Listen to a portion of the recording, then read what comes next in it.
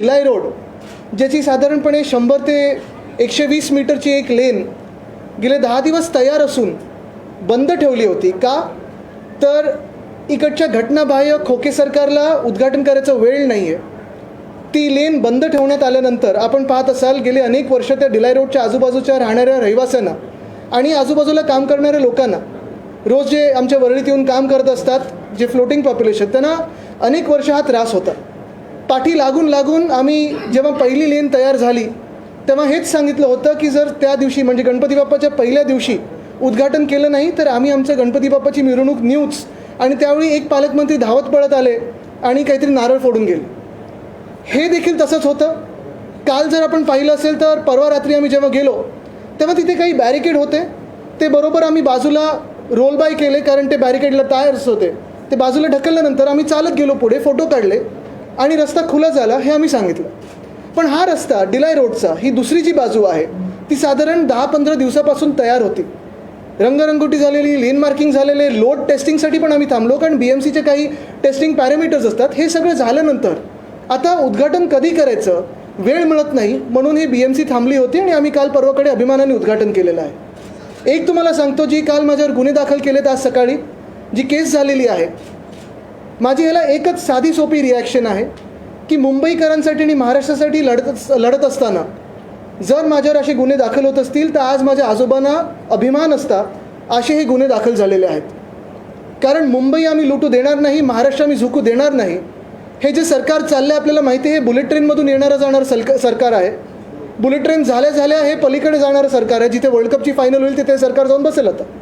पण मूळ मुद्दा हाच आहे की जे काही गुन्हे दाखल केलेले आहेत, अतिक्रमण वगैरे, मला वाटतं पहिले गुन्हे जे दाखल व्हायला पाहिजेत ते जे 2 पालकमंत्री आहेत, एक बिल्डर पालकमंत्री आहेत आणि एक दुसरीकडचे पालकमंत्री आहेत जे BMCमध्ये जाऊन अतिक्रमण करून बसलेले आहेत, त्यांच्यावर गुन्हे का नाही दाखल झालेले आहेत. आणि जर गुन्ह्याचंच बोलायचं असेल तर जे प्रशासक आहेत, जे म्युन्सिपल कमिशनर आहेत, कदाचित मी ऐकतोय त्यांना बदलीकडून कुठे पलीकडे जायचं आहे, दिल्लीला जायचं आहे की कुठे प्रमोशनवर जायचं आहे. पण एकच महत्त्वाचा प्रश्न हाच राहतो की गेल्या 1 वर्षामध्ये जो त्यांचे भ्रष्टाचार आम्ही लोकांसमोर आणलेले आहेत, रस्त्याचा घोटाळा असेल, सॅनिटरी पॅड वेंडिंग मशीनचा घोटाळा असेल, तुमचं स्ट्रीट फर्निचरचा घोटाळा असेल, ब्युटिफिकेशनचा घोटाळा असेल, हे सगळे घोटाळे जे केलेले आहेत त्याच्यावर त्यांची सही आहे. अशा व्यक्तीला प्रमोशन मिळणार का आणि दुसऱ्या कुठच्या खात्यात घेतलं जाणार का? चौकशी का नाही झाली असून? पाहिलं असेल आपण जेव्हा कॉन्ट्रॅक्टर्सचा मी बोलत होतो रस्त्याचं, एक कॉन्ट्रॅक्टरनं त्यांना आता बाद करायला लागलेलं आहे. पण आमच्यावर रस्ता चांगला तयार झाल्यानंतर लोकांसाठी तुम्ही उघडत नाही म्हणून आम्ही जेव्हा तो उघडून देतो तेव्हा आमच्यावर गुन्हा दाखल होतो. पण त्या कॉन्ट्रॅक्टरवर असून गुन्हा दाखल झाला नाही किंवा त्याचं ब्लॅकलिस्टिंग झालं नाही. हे कोणाचं सरकार आहे? बिल्डर आणि कॉन्ट्रॅक्टरचं सरकार आहे. दुसरी गोष्ट, सॅनिटरी पॅड वेंडिंग मशीन, आपल्याला माहिती आहे ते काम थांबलेलं आहे पण तरी देखील कॉन्ट्रॅक्टरला यांना पैसे द्यायचे आहेत. का तर 23,000चं मशीन हे 76,000 रुपयाला घेतात आणि तरी देखील अजून ब्लॅकलिस्टिंग होत नाही. स्ट्रीट फर्निचर, आम्ही हा घोटाळा आपल्यासमोर आल्यानंतर, राज्यपाल महोदयांसमोर आणल्यानंतर हे काम तरी देखील थांबलं आहे पण अजूनही प्रयत्न चालू आहे की 22 कोटी त्या कॉन्ट्रॅक्टरला द्यायचे. म्हणजे गुन्हे जे सत्यमेव जयतेच्या सोबत उभे राहतात त्यांच्यावर दाखल केले जातात, पण सत्तामेव जयते किंवा कॉन्ट्रॅक्टरमेव जयते जे बोलतात त्यांच्यावर गुन्हे दाखल केले जात नाहीत. आणि म्हणूनच काल पण मी आपल्याला पाठवलं होतं, मी काल राज्यपाल महोदयांना पत्र लिहिलेलं आहे, त्याच्यात 5-6 महत्त्वाचे विषय मी घेतलेले आहेत. पण मला वाटतं त्या विषयांचा जो सार आहे तो एवढाच आहे की राज्यपाल महोदयांनी मुख्यमंत्री जे घटनाबाह्य आहेत, ज्यांचे आता थोडेच दिवस राहिलेले आहेत, 31 नंतर बाद होणार आहेत, त्यांना बोलून घ्यावं आणि थोडी समज द्यावी की राज्यात पण थोडं लक्ष द्यावं. नुसतं घराघरा फिरता, इतर राज्यांमध्ये तुम्ही प्रचार करायला जाता, घाणेरडं राजकारण व्यस्त असता, पण राज्यात थोडं लक्ष द्यावं. कारण 2-4 उदाहरणं तुमच्या समोर आणतो मी. पहिली गोष्ट म्हणजे आपल्याला माहिती आहे परवाकडेच नवी मुंबई मेट्रो ही सुरू झाली. पण ही कधी सुरू झाली?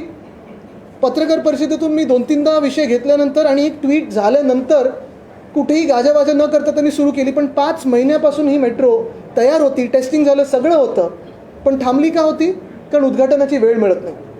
तसंच दुसरं आपल्याला आठवत असेल, अशाच पत्रकार परिषदेतून आपण BMC आणि BSTचे जे कामगार आहेत, कर्मचारी आहेत, त्यांचं दिवाळीचा बोनस दिला गेला नव्हता म्हणून असा विषय घेतल्यानंतर लगेच तातडीने बैठक बोलवली आणि त्यांना तो बोनस द्यावा लागला.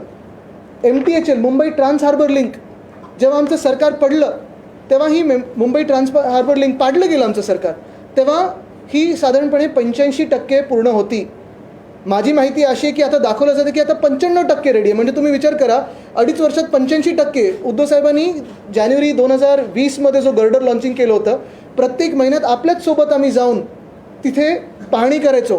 कुठे काही अडचण आहे का, काही अडथळे निर्माण झालेत का. 85% पूर्ण झाल्यानंतर देखील जी सप्टेंबर 2023ची डेडलाईन होती, नुसतं उद्घाटनाची तारीख ही डिसेंबर एंडची मिळाल्यामुळे आता दाखवले की 5% काम हे बाकी आहे. कुठचं काम हे बाकी ठेवतात? ही सरकारी पद्धत असते. एखादं उद्घाटन करायचं नसेल तर सरकारी पद्धत अशी असते की रंगरंगोटीचं काम, दिवे न लावण्याचं काम हे बाकी ठेवतात. म्हणजे ज्या दिवशी तारीख मिळते लगेच 24 तासात तुम्ही ते सगळं करू शकता. मूळ मुद्दा हाच आहे की जसं मेट्रो नवी मुंबईची ही 5 महिने बंद ठेवली, उद्घाटनाची तारीख मिळाली नाही म्हणून. MTHL हे आता मला वाटतं डिसेंबरपर्यंत बंद ठेवतील आणि काम अपुरं दाखवतील का उद्घाटनाची तारीख लेट मिळाली म्हणून. जे सरकारी कर्मचारी त्यांचे दिवाळी बोनस काही ठिकाणी दिलेत, काही ठिकाणी नाही दिलेत. अजूनही अनेक खात्यातून मला मेसेज येत आहेत की आमचं दिवाळी बोनस मिळालं नाही आहे. मूळ मुद्दा हाच आहे की उद्घाटनं न करणं असेल, हे रस्ते असे बंद ठेवणं असेल. काही काही वेळा तर स्वतःच्या परिवारासाठी देखील अशी उदाहरणं आहेत, मुख्यमंत्र्यांच्या निकटवर्गीयांसाठी रस्ते बंद ठेवले आहेत का, तर सुरक्षेचं कारण दाखवून. हे कुठचं सरकार आहे? कोणाला न्याय मिळतो ह्याच्यात? कोणाची कामं होतात? तर फक्त आणि फक्त बिल्डर आणि कॉन्ट्रॅक्टरची कामं होतात. आणि म्हणून कालच मी राज्यपाल महोदयांना पत्र लिहून विनंती केलेली आहे की जे घटनाबाह्य मुख्यमंत्री त्यांच्या आता 1-1.5 महिना राहिलेला आहे सरकारचा कार्यकाळचा, त्यांना बोलून समज द्यावी की जेवढे दिवस सरकार आहे तेवढे दिवस कामावर लक्ष द्यावं आणि काम करावं. मला वाटतं हे 2 महत्त्वाचे विषय आज आपल्यासमोर आणायचे होते मला. आरोप केलेला आहे की अजून पुलाचं काम जे आहे ते अपूर्ण राहिलेलं आहे, त्यामुळे चला ना आपण आत्ता जाऊया आणि पाहूया. आत्ता त्यांनी सांगितलं 2 दिवसात खुले करतात. आम्ही सगळं बघा, प्रत्येक गोष्ट वेदांता फॉक्सकॉनपासून आत्तापर्यंत सगळे जे विषय घेतलेले आहेत ते अभ्यासपूर्व विषय घेतलेले आहेत. खोलाचा अभ्यास केलेला आहे. कुठेही एक खोके सरकार आम्हाला खोडू शकलेलं नाही आहे. आणि म्हणून तुम्हाला सांगतो की ज्या माझ्याच मतदारसंघात आहे, पहिलं तर गुन्हा दाखल करणं हा एवढी गमतीची गोष्ट झालेली आहे. कारण माझ्या मतदारसंघात असताना, मी स्थानिक आमदार असताना, तिथे गेल्यानंतर माझा काही अधिकार नाही तिथे जाऊन पाहणी करण्याची किंवा तो रस्ता बाजूला करून उद्घाटन करण्याची. आम्ही लोड टेस्टिंगसाठी थांबलो, त्यांचं रंगरंगोटी होती त्याच्यासाठी थांबलो. प्रत्येक महिन्यात तुम्हीच माझ्यासोबत आलेला तिथे पाहणी करायला. आत्ता दाखवतो तुम्हाला परत. कदाचित तुमच्यावर पण गुन्हे दाखल होऊ शकतात. पण बघा कुठच्या प्रकारचा गुन्हा, एकदम सिरियस प्रकारचा असेल तर तुम्हाला भाजपात घेऊन मग मुख्यमंत्री उपमुख्यमंत्री बनवलं जाईल. व्हीआयपीसाठी लोकांचे हाल होत आहे, मुख्यमंत्री प्रशासन चालवायला सक्षम नाही असं पण आपण म्हणताय. नक्कीच. नेमकं काय आपण पहा, ह्याच्यात काय झालेलं आहे, गेले 1-1.5 वर्ष हे खोके सरकार बसल्यानंतर, हे घटनाबाह्य मुख्यमंत्र्यांनी खुर्ची हडप केल्यानंतर, अतिक्रमण केल्यानंतर, Vedanta Foxconn, medical device park, bulk drug park, Airbus Tata हे सगळे उद्योग तर गुजरातला पाठवले गेलेच. पण ह्याच सोबत जर आपण पाहिलं तर नवी मुंबईची मेट्रो असेल, ती 5 महिने अशीच टांगून ठेवली होती. लोकांचे हाल झाले का, तर ती मेट्रो तयार असून वापरू शकत नाही. आमचं डिलाय रोडचा पूल तसाच आहे. गोखले ब्रिज बनवून परत तुम्ही खोदलात, पहिलं तर पाडलात का? ह्याच्यावर 2 जे रिपोर्ट आहेत ते अजून पब्लिक झाले नाही आहेत. स्ट्रीट फर्निचरचा घोटाळा असेल, रस्त्याचा घोटाळा असेल, रस्ते मुंबईचं जर तुम्ही पाहिलं असेल, एवढी भयानक परिस्थिती करून ठेवली आहे. सगळीकडे खोदकाम केलं आहे, पण रस्ते कुठेही झाले नाहीत. हे 5च्या 5 कॉन्ट्रॅक्टर खरं बाद केले पाहिजेत आणि अधिकाऱ्यांपासून सगळे जेलमध्ये गेले पाहिजेत. पण आज आपण पाहताय की बिल्डरची बाजू घेण्याची, कॉन्ट्रॅक्टरची बाजू घेण्याची, सगळे आपण प्रदूषणावर लिहिताय. पण उत्तर कुठून आले का? कोणा सरकारमधून? कुठूनच नाही आले. आणि म्हणून मुख्यमंत्री तर अकार्यक्षम आहेतच, त्यांना नुसतं राजकारण जमतं, घाणेरडं राजकारण. पण महत्त्वाची गोष्ट हीच आहे की माझी हीच विनंती राहील की राज्यपाल महोदयांनी त्यांना बोलून समज द्यावे की थोडं कामावर लक्ष द्या. आता तुम्ही बघा, जसं हा रस्ता बंद ठेवला, मुख्यमंत्र्यांच्या परिवारासाठी तो रस्ता बंद ठेवला नव्हता. अजूनही तो कॉन्वॉय जाताना त्यांचा काही रस्ते बंद करतात. मग एका वेळी जे आम्हाला भाजपाने सांगितलेलं की आम्हाला लाल दिवे नको आहेत आणि VIP कल्चर नको आहे, हे मग कुठचं कल्चर आहे?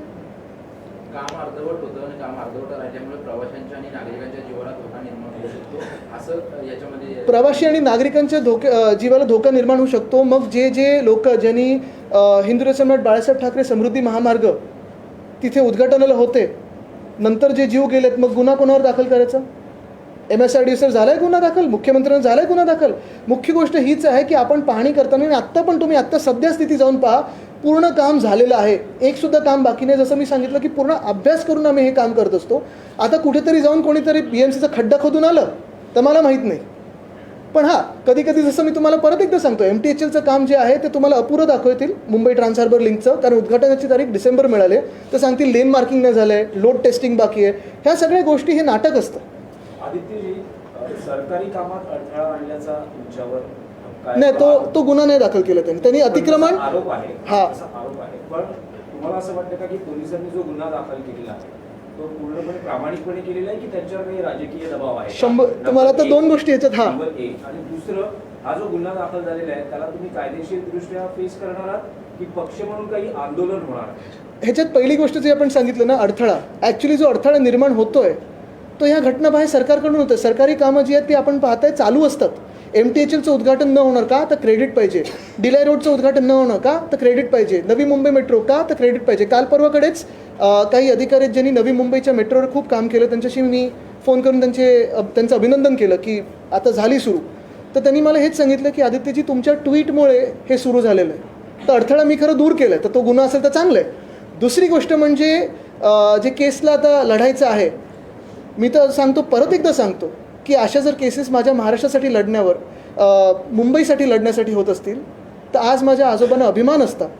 आणि जर मला ह्याच कारणासाठी फासावर जरी लटकवायचं असेल तरी लटकवा, पण मी महाराष्ट्राला झुकू देणार नाही आणि मुंबईला लुटू देणार नाही. कुणाचा दबाव आहे का? कुणाचा दबाव आहे? मला वाटतं काल परवापर्यंत आपण जर पाहिलं असेल तर जे आतून मला कळतं की ही केस टाकायची नव्हती, कारण केस बनतच नाही. कुठेही हानी झाली नाही, कुठे नुकसान झालं नाही, 1 रुपयाचं कोणाचं नुकसान झालं नाही. पण दबाव एवढा होता की काही CMOमधल्या जवळच्या नातेवाईकांनी असेल, लोकांनी असेल, फोन करून सांगितलं की हेच टाकली नाही तर बदली करू.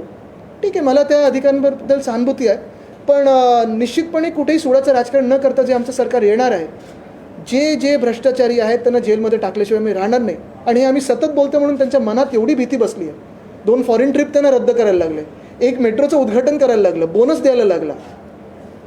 ट्विटचा इम्पॅक्ट आहे. आपले काही पदाधिकारी आज नामजोशी मार्ग स्टेशनला पोहोचले आहेत, तर पक्ष म्हणून काही आंदोलन होणार? मला बोलवायचं, चला मीच येतो, आपण सोबत जाऊया. जर मुंबईकरांसाठी लढत असू, महाराष्ट्रासाठी लढत असू, तर गुन्हा काय त्याच्यात? आणि लोकांच्या हिताचं काहीतरी करत असू, कोणाचं नुकसान न होता, तर मग गुन्हा काय? मेट्रो कारशेडचं काम आदित्य ठाकरेंमुळे रखडल्याने 10,000 कोटी सर्वसामान्यांचे नुकसान झालं असं प्रतिक्रिया येते विरोधकांना. कोणाकडून?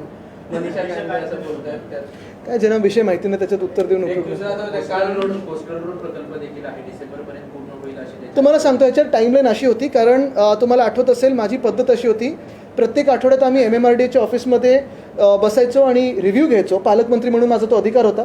त्याच्यात सगळे स्थानिक आमदार, खासदार, नगरसेवक, अधिकारी आणि सगळी जी यंत्रणा असायची ती असायची.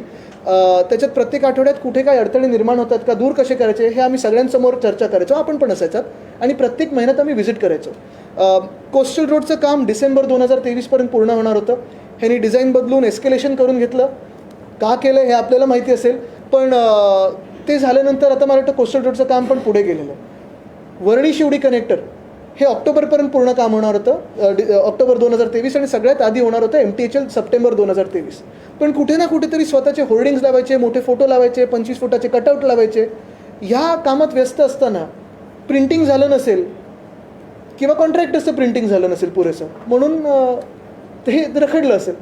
काल राज्यमंत्री केल्यानंतर जे आहे, तुम्ही आता उल्लेख केला की अनेक कामे पूर्ण झालेली आहेत. तुम्ही मंत्र्यांसंदर्भात ट्विट केलं, त्यांचे दौरे रद्द झाले, BMCच्या कर्मचाऱ्यांना बोनस मिळालं. अनेकदा तुमच्या पक्षाकडून सांगण्यात येतं की डेडलाईन सरकारबद्दल दिली जाते, हे सरकार पडणार. अशाच प्रकारचं ट्विट तुम्ही देखील पुन्हा करणार आहेत का? कारण की तुमच्या ट्विटचा पायगुण म्हणा किंवा काय कामे पूर्ण होतात. चला टचवूड. पण पुन्हा लिहिणार नाही त्याच्यात. नाही, ह्याच्यात एक आहे, आपण पाहिलं असेल, जे आम्ही आत्ता लढाई लढत आहोत ती सुप्रीम कोर्टाकडून आता ट्रायब्युनलकडे आलेत. अध्यक्ष महोदय त्याच्या ट्रायब्युनलचे अध्यक्ष म्हणून काम करतात. आणि हीच अपेक्षा आहे की जर कायद्याप्रमाणे केले आणि संविधानाप्रमाणे केले तर 40 गद्दार हे बाद होणार म्हणजे होणारच, आणि हे सरकार पडायला पाहिजे.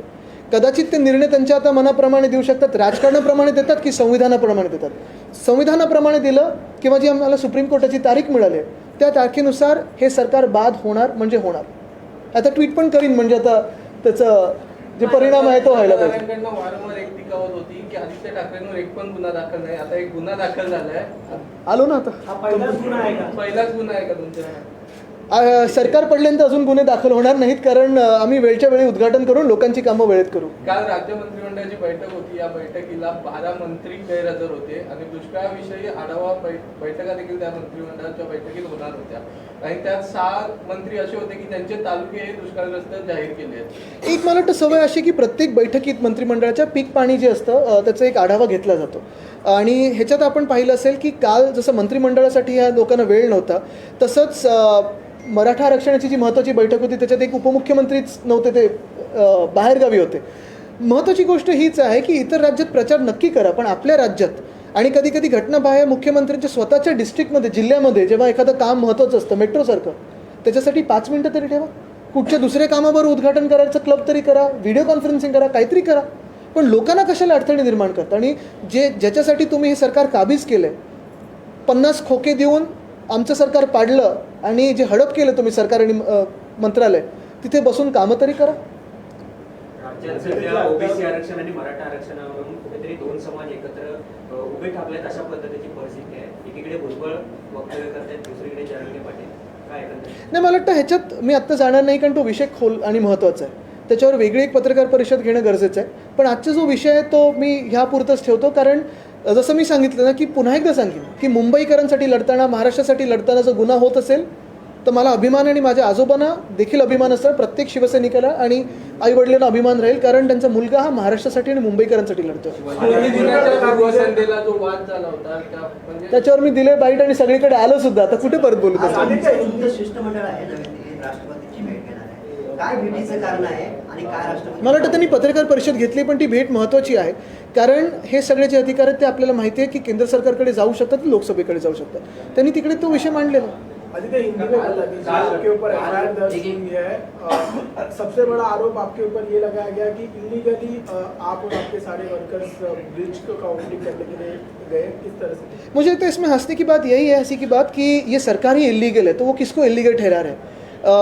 पहली बात तो ये है कि अगर आपने देखा होगा मेरे ट्वीट के हिसाब से एक नतीजा आया कि जो मेट्रो नवी मुंबई की थी 5 महीनों से तैयार थी, लेकिन सरकार के पास वक्त नहीं था उसे इनॉग्रेट करने का, उसका अनावरण करने का. तो अभी उन्होंने देखा होगा कि मेरे ट्वीट के बाद उन्होंने खुला कर दिया जनता के लिए. उसी के साथ मेरे ही जो चुनाव क्षेत्र है वर्ली, वहाँ डिलाई रोड का ब्रिज था. काफ़ी सारे लोग वहाँ आसपास रहते हैं, काम करने के लिए आते हैं, और ये काफ़ी सारी जटिलताएं थी, समस्याएं थी वहाँ आने जाने की, क्योंकि ट्रैफिक वहाँ भारी बढ़ता था. अगर आपने देखा होगा तो परसों रात को लगभग 10 दिन होने के बाद, ये ब्रिज तैयार होने के बाद, हमने जाके वहाँ जो बैरिकेड्स थे वो साइड में लिए और कहा कि ये रास्ता भी खुल गया है. अगर आप देखा जाए तो मेरा ही चुनाव क्षेत्र बनता है, मेरा ही अधिकार बनता है, लेकिन श्रेयवाद में मैं गया नहीं. मैंने कहा नहीं कि हमने ही बनाया कि आपने बनाया. मैंने सिर्फ कहा कि अगर मुख्यमंत्री जो इलीगल है, जो इमोरल है, उनके पास वक्त नहीं है ऐसे लोगों के लिए, कामों के लिए, जनता के लिए, तो हम जनता के लिए खोल देते. अभी कल मुझ पे इस पे केस जारी कर दिए, कुछ कहा कि ये इलीगल है, आप पे गुनाह हमने डाल दिया है. चलो, गुनाह करने के लिए तैयार हूँ, क्योंकि ये जनता के लिए और जनता के लिए लड़ता रहूँगा. मैं इनको मुंबई नहीं लूटने दूंगा और महाराष्ट्र नहीं झुकने दूंगा. आपने कहा कि बाला साहब को गर्व होता. बिल्कुल, अगर मैं मुंबई के लिए लड़ रहा हूँ, मुंबई के लिए लड़ रहा हूँ, महाराष्ट्र के लिए लड़ रहा हूँ, तो अगर ऐसे मामले में मुझ पर गुनाह अगर दाखिल हो तो बिल्कुल उनको गर्व होगा. आदित्य जी, शिंदे गुट की नेता है, उन्होंने कहा है कि आदित्य ने ये पब्लिसिटी के लिए किया. अच्छा, चलो, अच्छा है, पब्लिसिटी मिल गई. तो अभी उन्होंने जब एफआईआर दाखिल किए तो और भी पब्लिसिटी मिल गई. लेकिन आप तो पब्लिसिटी करते हो, जाओ खोल लो, आप भी पब्लिसिटी ले लो. आदित्य, और काफी प्रोजेक्ट है क्या? चुनाव सामने है, चुनाव के पहले क्रेडिट लेने के लिए उनका इनॉग्रेशन या उनका आपने देखा मेरा कहीं बोर्ड? नहीं, सरकार अपने कोई 2-3 उदाहरण दिए. नहीं, वो जितने भी क्रेडिट लेने की कोशिश करें, मुझे लगता है कि सारे महाराष्ट्र को पता है कि गद्दार होते हैं वो गद्दारी होते हैं. जैसे आपने देखा होगा जो कर्नाटका में हुआ, 40% सरकार जो थी वो गिरा दी भाजपा की, कांग्रेस की सरकार लाई. अभी जो आप नतीजे देखने वाले हो 5 राज्यों में, वहाँ कांग्रेस जीतेगी. और मध्य प्रदेश में भी जो कल वोटिंग हुई है, वहाँ भी भारी वोटों से कांग्रेस जीतने वाली है, क्योंकि वहाँ भी जो गद्दारी हुई वो जनता को पसंद नहीं है. ऐसी गंदी राजनीति जो है वो जनता को पसंद नहीं होती. आप जीत के आओ, अच्छी सरकार चलाओ, लेकिन अगर गद्दारी करो तो ये जनता कभी मानने की नहीं. आपने आरोप लगाया कि मुख्यमंत्री के पास खुद के राज्य में जो इनॉग्रेशन है वो करने का समय नहीं है, अन्य राज्यों में जाके वो चुनाव प्रचार कर रहे हैं. मैंने आरोप नहीं लगा, मैंने तो सच बात कही है. क्योंकि नवी मुंबई मेट्रो 5 महीनों से तैयार है, लेकिन जो इलीगल सीएम है उनके पास वक्त नहीं है उसका अनावरण करने के लिए. डिलाई रोड का ब्रिज हो, MTHL हो, ये सारे रोड जो है तैयार है, लेकिन जो इलीगल सीएम है वो तो 4 राज्यों में 5 राज्यों में व्यस्त है प्रचार करने में. वो भी उनके पक्ष का नहीं, किसी और के पक्ष का, क्योंकि उनको अभी सीएम बनाया गया है, कठपुतली के तरह चलाया गया है. तो चलो, अच्छी बात है. India is playing finals against Australia tomorrow. Any wishes for the team? I think, of course, I mean, there's no other wishes than to see us win. So we're all hoping to win with a huge run one match. I think all of them. Every player from our team is actually performing so well. No one has underperformed. Everyone has played really well. So best wishes to them, to their families who are coming out there and cheering, and to all of us as Indians. मुझे लगा आप India versus NDA कुछ पूछने वाले हैं.